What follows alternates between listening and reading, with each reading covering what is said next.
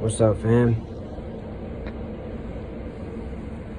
I had one of my uncles is a gangster. Like, you don't even want to know how gangster he is. He's just the man, and he's 11 years older than me. Oh, my daughter just texted me. Holy shit! Was it my daughter?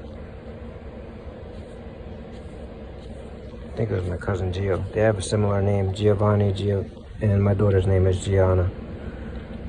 And side note, they have the same birthday, July 31st. My daughter's gonna be 14. She barely answers my texts, barely answers my phone calls, but I still love her. You know, I leave a voicemail, audio message, I send her a text, like once a week at least. This shit used to kill me, man, when I ruined the relationship I had with her baby mother, or my child's mother. I had a big ego, and I was very hurt, you know, traumatized from the war. And, you know, I came back in balance. I brought the war home with me. And I hadn't drank in 5 days up until today. I had a little bit to drink. But I think it's important that I share and document this. Because I don't know, man. You know, like, you know, one of my good friends, he passed away. I found out today. And I was talking to my uncle about... I was sharing with him for like a minute or two. And during the sharing of 2 minutes, I told him how many people I lost. Just in conversation. Not lost. I mean, I'm not trying to play the victim here. Like, the families are the ones that suffer, but... And they're not really gone. But it hurts me, you know? Because I was so close to these people. And there's so many, man. So many. Anyway, so my daughter's going through a phase where... I don't know, a temporary phase where... everything is emotional, I guess. You know, you remember how it was in high school? The emotions were so strong.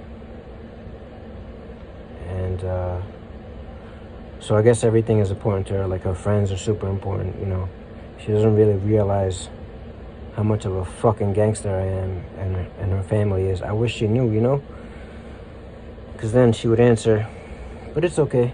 You know, I stay patient, you know. I just show her support. Because if I don't do that, I'll push her away. And she's really open to me with communication-wise. Like, she'll tell me stuff she doesn't tell her mother. Or she'll tell me first before she tells her mother a lot of the time. But then there's the feminine stuff that they do talk about that they don't tell me about. So, but we have a good bond because the first 5 years of her life, I was there. And then they moved away, you know, they went to North Carolina. I didn't fight it. Because I knew at the time that the mother is the universe for the child. The father, I mean... I'm like a phone father. I try to see her every 3 to 4 months, but, you know. It's good enough, I guess. It's quality time we spend.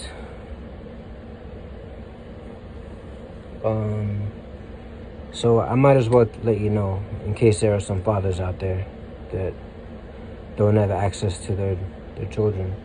The shit used to kill me, man.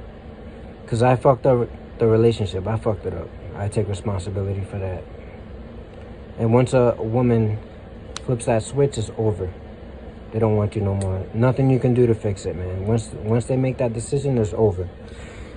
And I used to pick up my daughter from... hold on. Rewind. So whenever a woman has a best friend, and it's a guy, that's not it, my dude. That's not it. They always end up with the best friend. Anyway, so I used to pick up my daughter, and it would be like December, and I would see the Christmas tree light on. The first time the shit killed me, it was we went to, there's a place called Adventureland in Farmingdale, and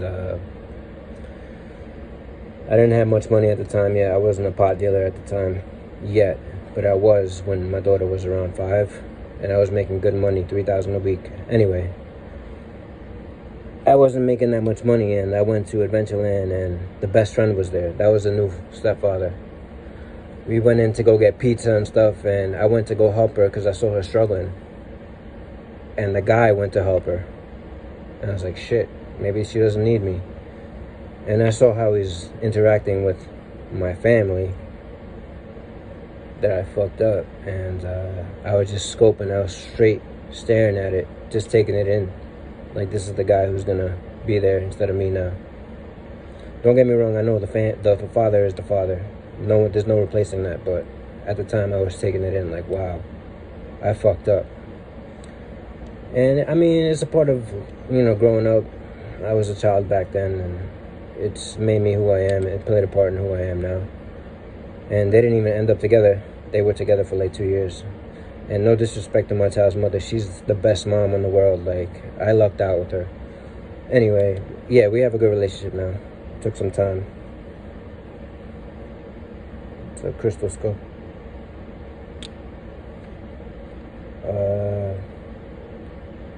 Yeah, man, we lose a lot of people, you know? They're not really lost. There's a love bond there, and it can never be taken away. I'll just leave it at that. I love you guys. Be easy.